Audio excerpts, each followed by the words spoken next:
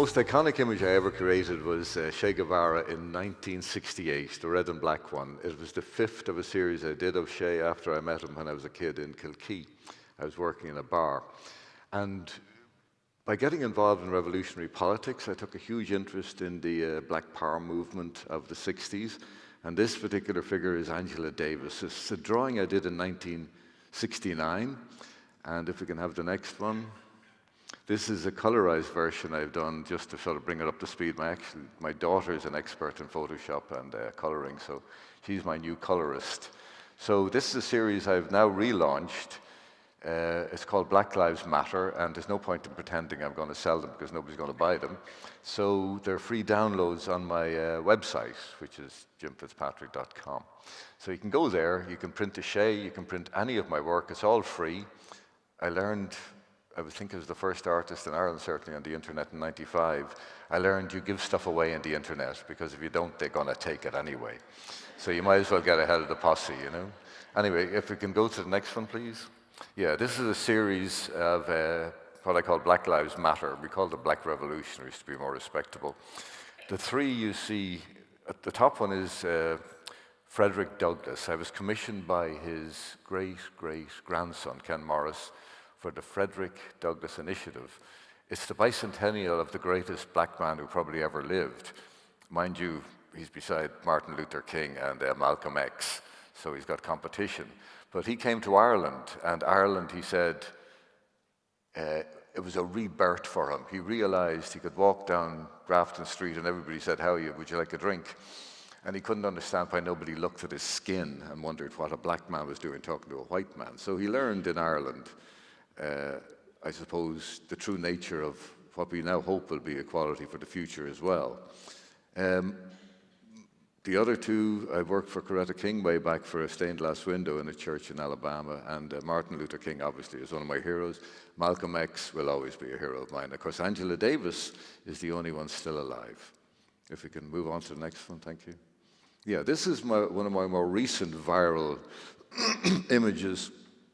A young woman called Ahed Tamimi was arrested for slapping a soldier who had, not a particular soldier, but the IDF had actually shot her cousin and blown half his head off. He's only 14, he's still alive, thank God, saved by Israeli surgeons.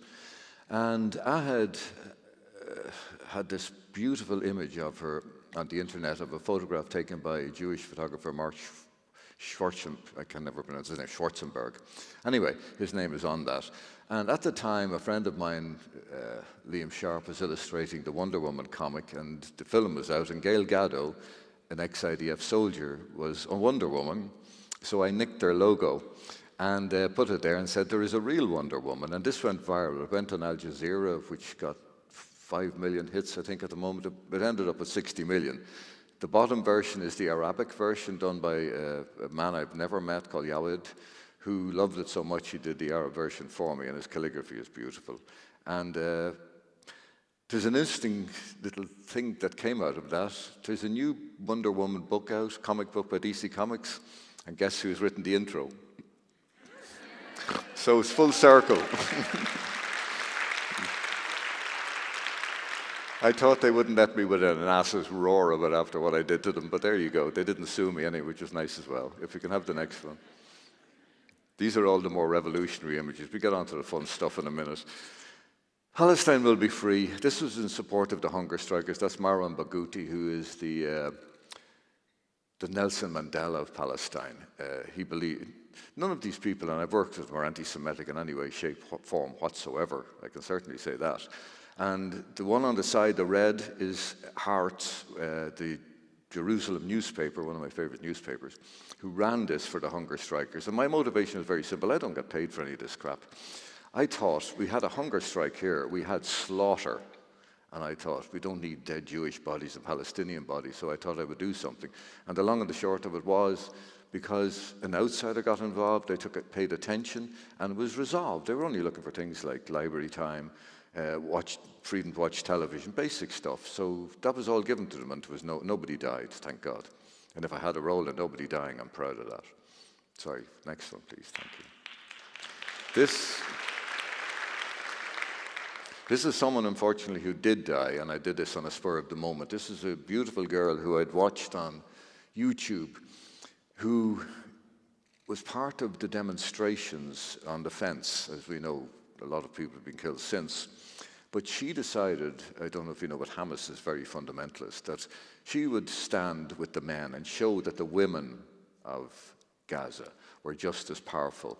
And she was a medic in full medical uniform with the crescent on her, the red crescent, and the, not the cross, but you know, there's a version of the Red Cross that's called the Red Crescent, and they simply put a bullet through her, and that really upset me, so that was in her honor, just to say we will remember this kid, you know. Next one, thank you. Yeah, this, oh, now we're getting into dangerous territory. We're going to skip over this quickly.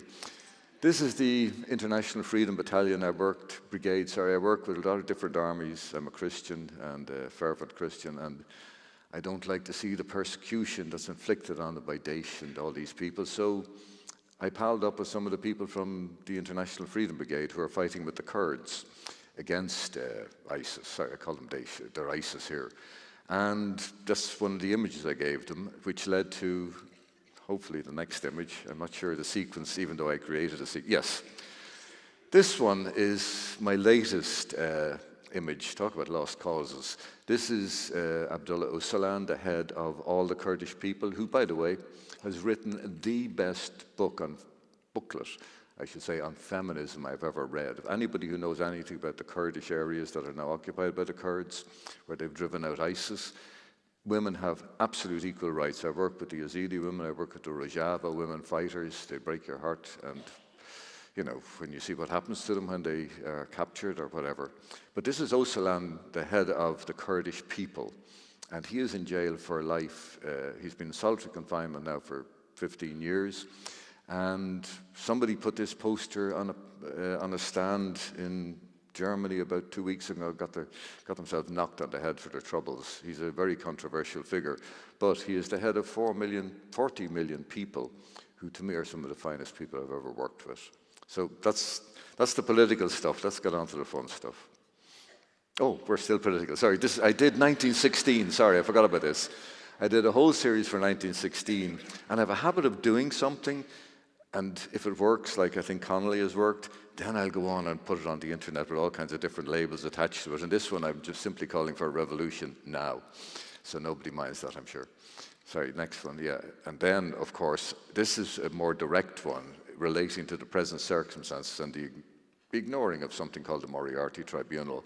And my attitude is no one should be above the law. And it's a protest about the two-tier system of law we have in this country. So I use images I create for one purpose and often shift them over to another.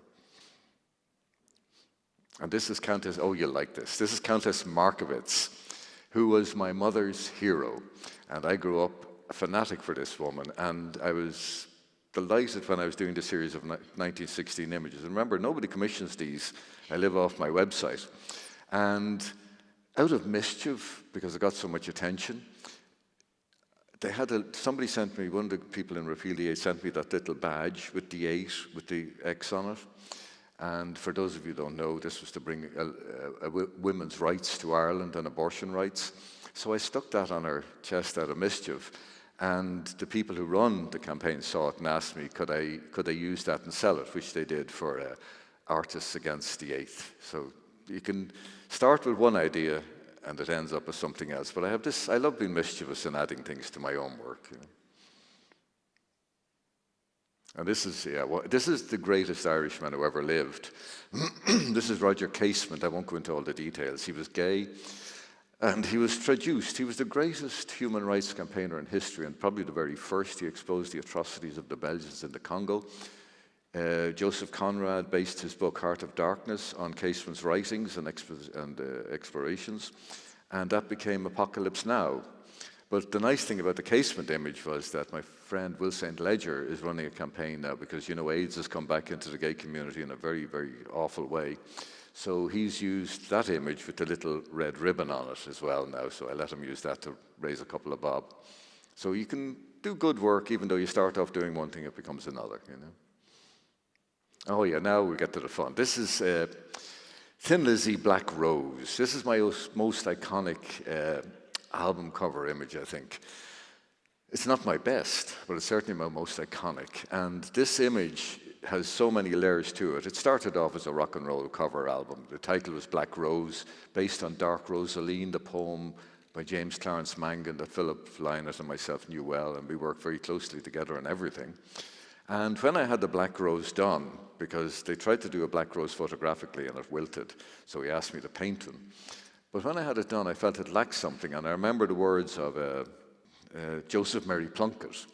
He wrote a poem that very simply said about Christ, I see his blood upon the rose. So I thought, I said to Philip, you know this, because he knew the poem as well. We both went to school in Ireland where you learn this stuff.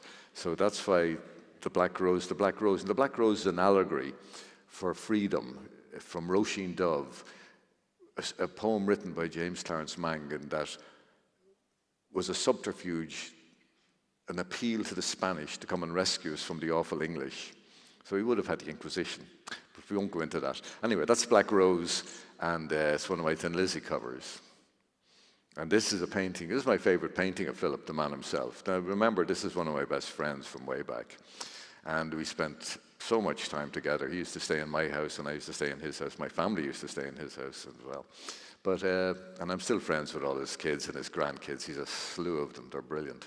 Some of the musicians. So this is Philip looking serious. It's for an album called Fatalistic Attitudes. It never happened because they blew him out. He was on drugs at that point, heavy drugs, even though he denied he was doing heroin. But the change was apparent, and his writing skills weren't as fine as they used to be. But this, to me, is probably my last great image of him, you know. And this is the cover of Jailbreak, which was a huge hit in America.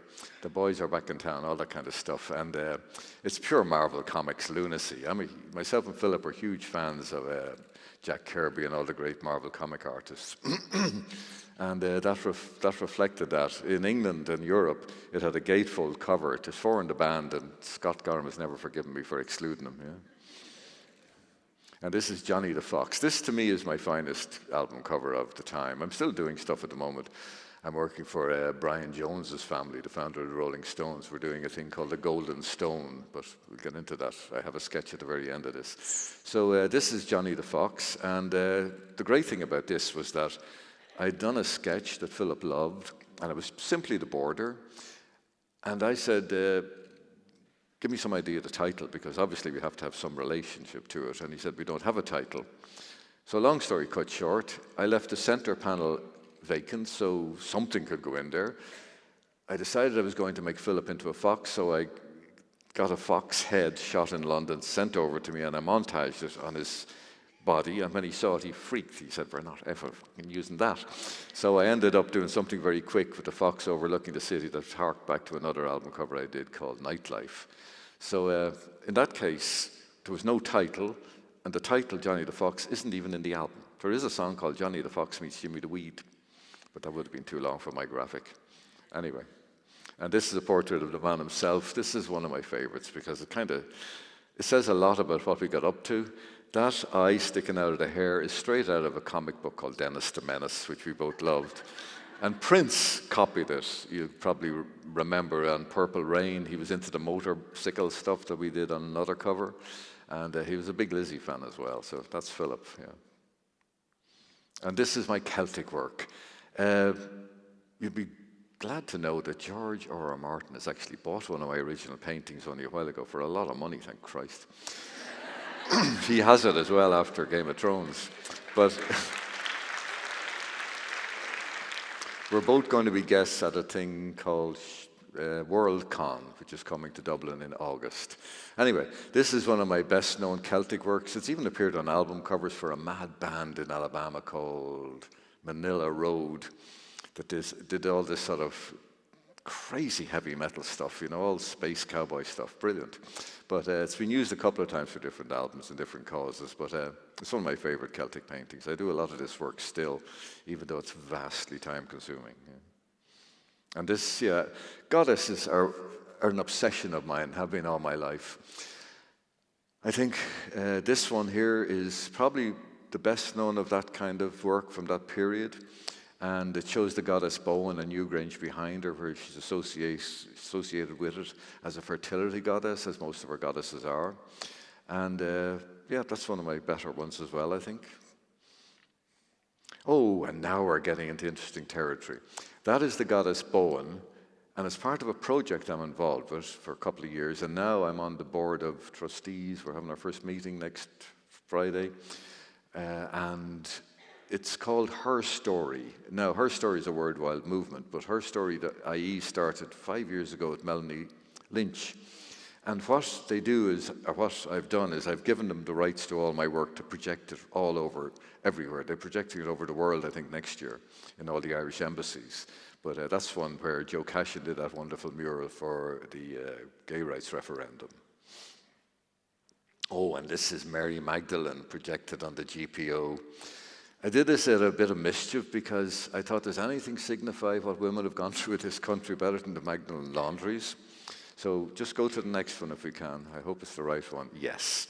This is the image of Mary Magdalene. Now, if you look up on the, I'm terrible at right and left, to my left on this side, you'll see my Magdalene image projected on the only remaining Magdalene laundry in Dublin.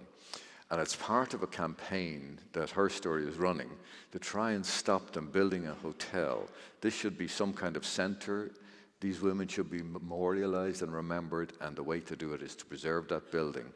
I'm sure we can find the funds to do something with it, you know.